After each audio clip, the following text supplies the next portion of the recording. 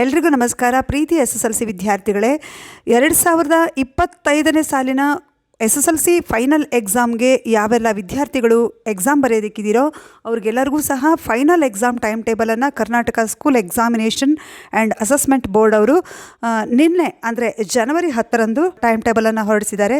ವಿದ್ಯಾರ್ಥಿಗಳೇ, final exam March 21ರಿಂದ April 4ರವರೆಗೆ ನಡೆಯುತ್ತೆ. ಹಾಗಾದರೆ ಟೈಮ್ ಟೇಬಲನ್ನು ನೋಡ್ಕೊಳ್ಳಿ. ಮೊದಲನೇದಾಗಿ ಡೇ ಮತ್ತು ಡೇಟ್ ಇದೆ, ಸಬ್ಜೆಕ್ಟ್ ಯಾವುದಿದೆ, ಸಬ್ಜೆಕ್ಟ್ ಕೋಡ್ ಮತ್ತು ಟೈಮಿಂಗ್ಸು, ಟೋಟಲ್ ಡ್ಯೂರೇಷನ್ ಅಂದರೆ ಎಷ್ಟು ಟೈಮಿಂಗ್ಸ್ ತೊಗೊಳುತ್ತೆ, ಮ್ಯಾಕ್ಸಿಮಮ್ ಮಾರ್ಕ್ಸ್ ಎಷ್ಟು ಎಕ್ಸಾಮ್ಗೆ ಅನ್ನೋದ್ರ ಬಗ್ಗೆ ಡೀಟೇಲ್ಸ್ ಇದೆ. ಯಾರ್ಯಾರಿಗೆ ಕನ್ನಡ ಟೈಮ್ ಟೇಬಲ್ ಬೇಕೋ ಅದನ್ನು ಕೂಡ ಡಿಸ್ಕ್ರಿಪ್ಷನಲ್ಲಿ ಹಾಕಿರ್ತೀನಿ, ನೋಡ್ಕೊಳ್ಳಿ ವಿದ್ಯಾರ್ಥಿಗಳೇ. ಮಾರ್ಚ್ 21 ಫ್ರೈಡೇ ಫಸ್ಟ್ ಲ್ಯಾಂಗ್ವೇಜ್ ಇರುತ್ತೆ. ಕನ್ನಡ, ತೆಲುಗು, ಹಿಂದಿ, ಮರಾಠಿ, ತಮಿಳು, ಉರ್ದು, ಇಂಗ್ಲೀಷ್, ಸಂಸ್ಕೃತ. ಹಾಗೆಯೇ ಮಾರ್ಚ್ 22 ಮತ್ತು ಮಾರ್ಚ್ 23 ಹಾಲಿಡೇ ಇರುತ್ತೆ. ಮಾರ್ಚ್ 24 ಮಂಡೇ ಮ್ಯಾಥಮೆಟಿಕ್ಸ್ ಅಥವಾ ಸೋಷಿಯಾಲಜಿ, ಯಾರ್ಯಾರಿಗೆ ಯಾವ ಸಬ್ಜೆಕ್ಟ್ ಇದೆಯೋ ನೋಡ್ಕೊಳ್ಳಿ.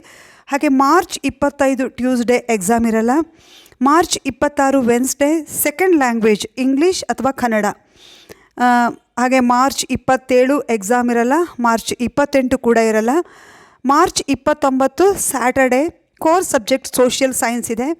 ಹಾಗೆ ಮಾರ್ಚ್ 30 ಸಂಡೇ ಇರುತ್ತೆ. ಮಾರ್ಚ್ 31 ಹಾಲಿಡೇ, ರಂಜಾನ್ ಇದೆ ಆ ದಿನ, ಹಾಗಾಗಿ ಮಾರ್ಚ್ 31 ಕೂಡ ಹಾಲಿಡೇ.